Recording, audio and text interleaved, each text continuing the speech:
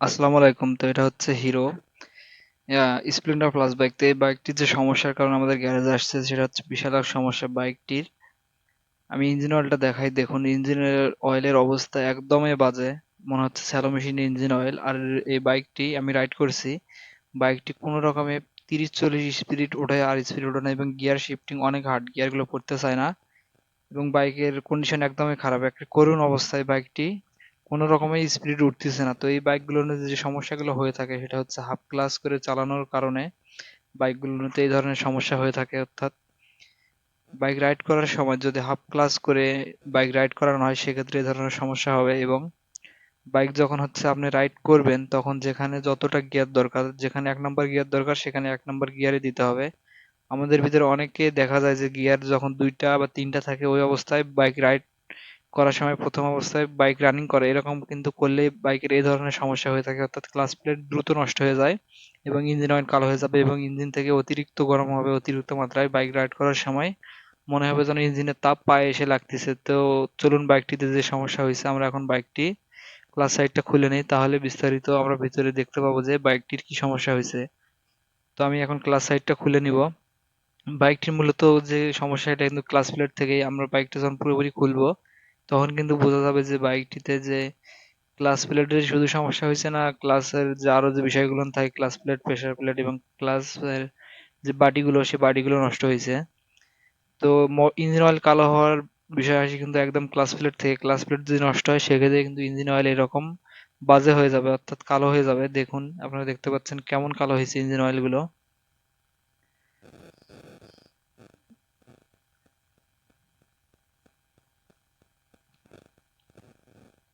তো আমার কিন্তু ক্লাচ সাইডটা খোলা হয়ে গেছে। এখন হচ্ছে আমি যে ওয়েটটা আছে, ওয়েটের নাটগুলো খুলে ওয়েটটা খুলে নিব।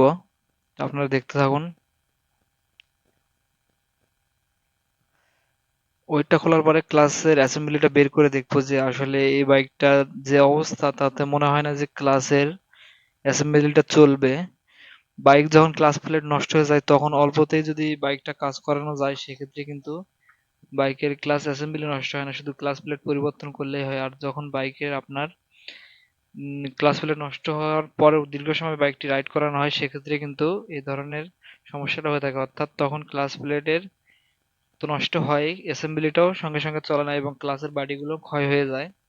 তো আপনাদের যাদের এই বাইক হতে আছে, সেটা হিরো বাইক হোক বা যে কোনো বাইক হোক, যদি ক্লাস প্লেটের সমস্যা মনে হয় তৎক্ষণাৎ আপনারা ক্লাস প্লেট চেঞ্জ করে দিবেন, বাইকের জন্য ভালো।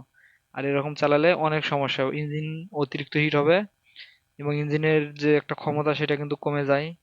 ইঞ্জিন অয়েল নষ্ট হওয়ার কারণে ইঞ্জিন অয়েলগুলো কিন্তু যখন রিং পিস্টনে যাবে সেখন রিং পিস্টনও নষ্ট হয়ে যায়। তো যখন যেটা সমস্যা হবে বাইকের তৎক্ষণাৎ সেটা ঠিক করাই বাইকের জন্য উত্তম। তো চলুন দেখা যাক। আমরা এখন হচ্ছে ওয়েটটি খুলে নিছি, এখন ক্লাচ অ্যাসেম্বলিটা খুলে নিব। তো হিরো বাইকে দেখবেন যে ক্লাচ অ্যাসেম্বলির নিচে একটা হচ্ছে বাড়ির মতো থাকে, এখানে ইঞ্জিন অয়েলটা ধরে রাখে।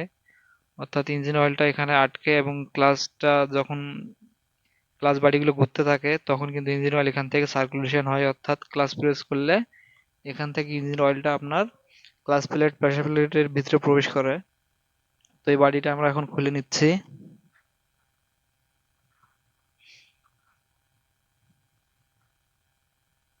দেখুন ইঞ্জিন অয়েলের অবস্থাটা কেমন। এই ইঞ্জিন অয়েল যখন আপনার হেঁটে ক্যাম রকারে যাবে তখন কিন্তু ক্যাম রকার দ্রুত নষ্ট হওয়ার একটা সম্ভাবনা থেকে যায়। এবং যে আপনার যে স্টাইনার আছে ইঞ্জিন অয়েল বা ছাঁকনি যেটাকে বলা হয়, এটা কিন্তু জাম লেগে যায়, মোবিল পাম্প খারাপ হয়ে যায় এবং যে ক্রাঙ্কশ্যাফটে ইঞ্জিন অয়েলটা ওঠে এখানে ক্রাঙ্কশ্যাফটটা কিন্তু মার খায়। অর্থাৎ ইঞ্জিন অয়েল, ক্লাচ প্লেট নষ্ট হলে ইঞ্জিন অয়েল নষ্ট হয়ে যাবে, এটা স্বাভাবিক। তো আমি আবার বলতেছি, যখন ক্লাচ প্লেটের সমস্যা হবে তৎক্ষণাৎ শুধু ক্লাচ প্লেটটা চেঞ্জ করে দিবেন, বাইকের জন্য অনেক ভালো। তো আমরা হচ্ছে ক্লাচ হোল্ডারটি এখন খুলে নিচ্ছি। ক্লাচ হোল্ডারটা খোলা হয়ে গেলে আর এখানে যে নাট গুলো থাকে, অর্থাৎ ক্লাচ সেন্টার যে নাট দিয়ে আটকানো থাকে, এই নাটটা কখনোই বাড়ি দিয়ে আপনারা খুলবেন না। সে বাড়ি দিয়ে খুললে, অনেক মেকানিক ভাই আছে কুলার গুলো কিনে না, কুলার কিনতে কিন্তু বেশি একটা টাকা যায় না, খামোখা শুধু অনেকে বাড়ি দিয়ে নাটগুলো নষ্ট করে এবং শেফটেরও ক্ষতি করে ফেলে, বিয়ারিং এর সমস্যা। এই নাটটা যখন বাড়ি দিয়ে খুলবেন তখন কিন্তু ক্লাচ প্রেস করলে চেন থেকে যে একটা খড়খড় শব্দ করে সেই শব্দটা কখনোই রিমুভ হবে না যদি শেপটা একটু বাঁকা হয়ে যায়। সেজন্য এগুলো ফুলারের সাহায্যে খুলে নিতে হয়। তো আমি হচ্ছে এখন ক্লাসের হাউজিংটা খুলে বের করে নিব, নাটটা খোলা হয়ে গেছে। এখন দেখা যাবে যে বাইকটাতে ক্লাস প্লেট শুধু নষ্ট হয়েছে না, ক্লাসের বাড়িগুলোও কাটছে। তো এটা এত গরম আছে এখনো যে হাত দিয়ে ধরে রাখার মতো কোনো সিচুয়েশন নাই, অনেকটা গরম হয়ে গেছে। আর এখানকার যে চাকিগুলো কিন্তু যত্ন সহকারে রাখতে হবে। তো দেখুন আমি এখন ক্লাস অ্যাসেম্বলিটা খুলে নিলাম। এখন ক্লাস প্লেট এবং প্রেসার প্লেটগুলো বের করে নিব। চলুন দেখা যাক যে ক্লাস প্লেট এবং প্রেসার প্লেটের অবস্থা কেমন। তো ক্লাচ সেন্টারটা খুলে নিলাম। নেওয়ার পরে যেটা দেখা যাচ্ছে এটা কিন্তু একটু করে ক্ষয় হয়ে গেছে, একটু করে ক্ষয় হয়েছে। এবং ক্লাচ প্লেটের অবস্থা দেখুন, ক্লাচ প্লেট কিন্তু এগুলো অরিজিনাল ছিল, একবারও চেঞ্জ করানো হয়নি। বাইকটা নতুন, বেশি দিন না। ক্লাচ প্লেট কিন্তু নষ্ট, আমাদের ক্লাচ প্লেট চলবে না একদম। আর এই বাড়িটা আপনারা দেখতে পাচ্ছেন একটু করে কিন্তু কাটছে, অর্থাৎ হালকা একটু করে ক্ষয় হয়ে গেছে। বাড়িগুলো যখনই ক্ষয় হতে ধরবে তখনই কিন্তু বাইকের ইঞ্জিন অয়েল কালো হয়ে যাবে। আর যখন বাডিগুলো কাটবে না তখন কিন্তু ইঞ্জিন অয়েল ক্ষয় হবে না, শুধু বাইকের টপ স্পিড উঠবে না এবং অল্প একটু চালালে ইঞ্জিনটা অতিরিক্ত হিট হয়ে যাবে, গিয়ার শিফটিং হার্ড হবে, এ ধরনের সমস্যা হবে। আর যখন দেখবেন যে ইঞ্জিন অয়েল একদম কালো হয়ে গেছে তখন বুঝবেন যে বাডিগুলো কাটতিছে, বাডিগুলো যখনই কাটবে তখন ইঞ্জিন অয়েল কালো হবে। তো এখানে বাড়ি দুইটা কিন্তু একটু করে ক্ষয় হয়ে গেছে, খুব বেশি একটা ক্ষয় হয়ে যায়নি। তো এই বাড়িগুলো কিন্তু চালা যাবে। এখন আমরা কাস্টমারের সাথে কথা বলে দেখি, উনি যদি বাজেট স্বল্পতার কারণে চেঞ্জ না করে সেক্ষেত্রে আমরা ওগুলাই রাখে দিব, কিন্তু ক্লাস প্লেট গুলো চলবে না। প্রেসার প্লেটও মোটামুটি ভালো দেখা যাচ্ছে, এই ক্লাস প্লেট গুলো কিন্তু চলবে না, এগুলো একদম পুড়ে গেছে। আর এখানে যে প্রেসার প্লেট গুলো আমি ভালো করে দেখাচ্ছি, একটু পরিষ্কার করে নিই। তো প্রেসার প্লেটের তেমন কিন্তু ক্ষতিগ্রস্ত হয়নি। আর প্রেসার প্লেট সাধারণত নষ্ট কম হয়ে যায়, অনেকটা রাফ ইউজ করলে প্রেসার প্লেট নষ্ট হয়ে যায়, কিন্তু বাড়িগুলো একটুতেই কেটে যায়। যদি ক্লাস প্লেটের একটু সমস্যা হয় সেক্ষেত্রে বাড়িগুলো কেটে যাবে। আর যখন দেখবেন যে বাইক চালাতে চালাতে ক্লাস টাইট হয়ে যাচ্ছে, লুজ করার পরেও আবার টাইট হয়ে যাচ্ছে, তখন বুঝবেন যে বাড়িগুলো কাটতেছে। আর এই সমস্যাটা ক্লাস প্লেট নষ্ট হওয়ার পরও দীর্ঘ সময় চালালে কিন্তু সমস্যাটাও আসে। তো আমরা হচ্ছে এটাতে হিরোর যে আনঅফিসিয়াল ক্লাস প্লেট সেটা লাগাবো।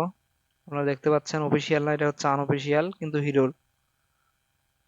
আনঅফিসিয়াল বলতে শোরুমের যে ক্লাচ প্লেট সেটা না, এটাতে এখন হচ্ছে ইঞ্জিন অয়েল একটু করে দিয়ে ভিজাই রাখবো। রাখার পরে আমরা মালগুলো যে খুললাম, ইঞ্জিনের যে মালগুলো সেই মালগুলো ক্লিন করে নিব, নেওয়ার পরে সেটিং এ চলে যাব। তো আপনারা দেখতে থাকবেন ভিডিওটা শেষ পর্যন্ত, তাহলে বুঝতে পারবেন যে কিভাবে ফিটিং করলে এটা থেকে ভালো পারফরমেন্স পাওয়া যায়। তো চলুন দেখা যাক ক্লাচ প্লেট সেটিং।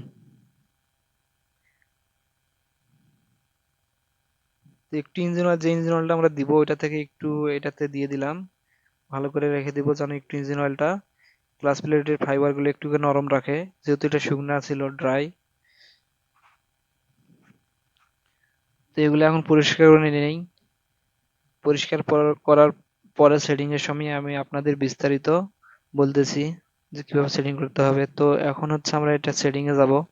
তো আমাদের সমস্ত কিছু কিন্তু পরিষ্কার করানো হয়ে গেছে। এদিকে আমরা ক্লাচ প্লেট গুলো ইঞ্জিন অয়েলে ভিজাই রাখছিলাম। তো এখন হচ্ছে এখানে একটা করে ক্লাচ প্লেট হবে, দেখুন আমি দেখাচ্ছি। একটা করে ক্লাচ প্লেট হবে, একটা করে প্রেসার প্লেট। আর প্রেসার প্লেট গুলো সবগুলো এক পাশে দিয়ে দিতে হবে, অর্থাৎ উল্টা সিধা পাশে কিন্তু দেওয়া যাবে না, যে পাশে দিব এক পাশে দিয়ে দিব। উল্টা পাশে দিলে কিন্তু চেনের যে খড়খড় শব্দটা, ক্লাচ করলে যে শব্দটা আসে সেটা কিন্তু রিমুভ হবে না এবং গিয়ার শিফটিংও হার্ড হয়ে যাবে। তো সেজন্য এক পাশে সবগুলো প্রেসার প্লেট দিয়ে দিতে হবে। আর আপনারা যখন ক্লাচ প্লেট চেঞ্জ করবেন অরিজিনাল লাগানোরই চেষ্টা করবেন, বাজেট খুব একটা কম বেশি হয় না, অরিজিনাল লাগানো সব থেকে বেটার। তো আমার কিন্তু ক্লাস তো আমার কিন্তু ক্লাস অ্যাসেম্বলি ফিটিং করানো কমপ্লিট হয়েছে। এখন এটা আমি ক্লাস হাউজিং এর সাথে লাগাই দিব, আপনারা দেখুন কিভাবে লাগাতে হবে। তো এখানে কিন্তু চারটে ক্লাস প্লেট, তিনটা ক্লাস প্লেট যাবে ভিতরে, আর একটা উপরের খাঁজ দেখতেছেন, অর্থাৎ উপরের অংশে একটা ক্লাস প্লেট ঢুকবে। তো এরকম করে কিন্তু ক্লাস প্লেট ঢুকাই দিতে হবে। এরপরে যে উপরে এখানে আপনার নাট আছে এবং ওয়াশার আছে, সেই ওয়াশার গুলো দেওয়ার পর নাটটা টাইট দিতে হবে। আর ভিতরে যে ক্লাস হাউজিং এর ভিতরে যে একটা হচ্ছে আপনার লক ওয়াশার থাকে, সেটা কিন্তু আমি আগে থেকে দিয়ে দিয়েছি। এখন কিন্তু আর ওটা মানে ভিডিওর মাঝে ওটা উঠানো নাই, আমি ওটা আগে থেকে দিয়ে দিয়েছি, ওটা কিন্তু দিয়ে দিতে হবে। তো আমার কিন্তু ক্লাস অ্যাসেম্বলি লাগানো কমপ্লিট। এখন হচ্ছে আবার পুলারের সাহায্যে নাটগুলো টাইট দিতে হবে। আমি বারবার যেটা বলি, এখানে কিন্তু বাড়ি দিয়ে কখনো নাট খোলা অথবা টাইট দেওয়া যাবে না, পুলারের সাহায্যে খুলতে হবে এবং পুলার দিয়ে লাগাতে হবে। দেখুন আমি কিন্তু নাটটা এখন ফুল টাইট দিয়ে দিব। তো আমার কিন্তু নাট টাইট করানো হয়েছে। এখন হচ্ছে এখানে দেখে নিতে হবে যে সব ঠিকঠাক মতো আছে না। আর ভিতরের যে ক্লাস সেন্টার বলে খুঁটি বাড়িগুলা, অর্থাৎ যেটা যে চারটা নাট লাগানো আছে এই বাড়িটা অবশ্যই মিল করে লাগাতে হবে, না হলে কিন্তু ক্লাস ঠিক মতো কাজ করবে না। এরপরে এখানে স্প্রিং গুলো দিয়ে ক্লাস হোল্ডারটা বা উপরের যে চাপাটা, অর্থাৎ ক্লাস বিয়ারিং যে এটা হোল্ডারের সাথে থাকে, ক্লাস হোল্ডার বলা হয় এটাকে, এটা হচ্ছে লাগিয়ে দিতে হবে। তো আমি কিন্তু এখন ওইটা লাগিয়ে দিব। আর এটার নাট গুলো অবশ্যই মানে কোনাকুনি করে টাইট দিয়ে দিতে হবে, না হলে কিন্তু উপরের যে ক্লাসের হোল্ডারটা থাকে সেটা কিন্তু ভেঙে যাওয়ার সম্ভাবনা থাকে। তো এটা বুঝে শুনে দেখে শুনে খুব যত্ন সহকারে টাইট দিতে হবে, না হলে কিন্তু ভেঙে যাবে। তো আপনারা দেখতে পাচ্ছেন আমি কিন্তু এখন ক্লাস হোল্ডারটা ফিটিং করতেছি। আর ক্লাস বিয়ারিংটা নতুন, যেহেতু বাইকটা নতুন, বিয়ারিং এর সমস্যা হয়নি, ক্লাস বিয়ারিংটা আমরা ওটাই দিয়ে দিলাম।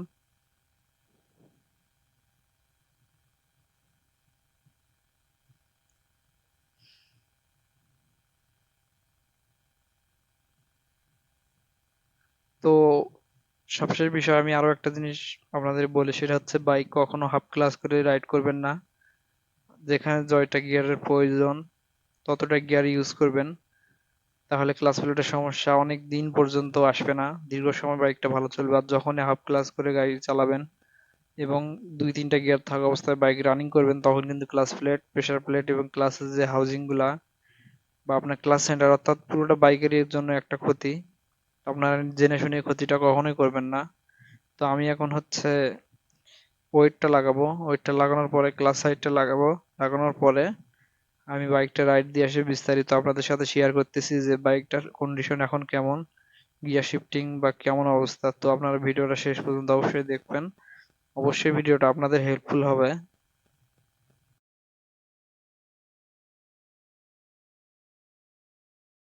তো সবশেষ বিষয়, আমাদের বাইকের কাজ কিন্তু শেষ হয়েছে, আমি বাইকটি রাইড দিয়ে আসলাম। তো এখন কিন্তু বাইকের টপ স্পিড, গিয়ার শিফটিং সবকিছু ঠিক আছে, স্পিডও ঠিক মতো উঠবে, এখন বাইকটির তেল খরচও কমবে, ইঞ্জিন ওভার হিটের যে বিষয়টা ছিল সেটাও আর হবে না, এখন অল এভরিথিং সবকিছুই ভালো থাকবে। তো এরকম করে কাজ করলে বাইক থেকে পারফরমেন্স 100% ভালো পাওয়া যায়, এবং বুঝে শুনে কাজ করলে বাইকের কাজ কখনোই ভুল হবে না এবং পারফরমেন্স ভালো হবে 100%।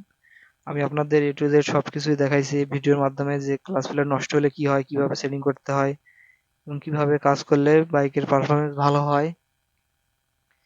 তো এই ছিল আজকের ভিডিওটা। ভিডিও যদি ভালো লাগে তো অবশ্যই লাইক করে দিবেন, এবং চ্যানেল নতুন দর্শক হলে অবশ্যই চ্যানেলটা সাবস্ক্রাইব করবেন। আমি মোটরসাইকেল রিলেটিভ ভিডিও এরকম নিয়মিত আপলোড করে থাকি, সেগুলো আপনাদের অবশ্যই হেল্পফুল হবে। তো দেখা হবে পরে কোনো ভিডিওতে, সেই পর্যন্ত ভালো থাকবেন সবাই।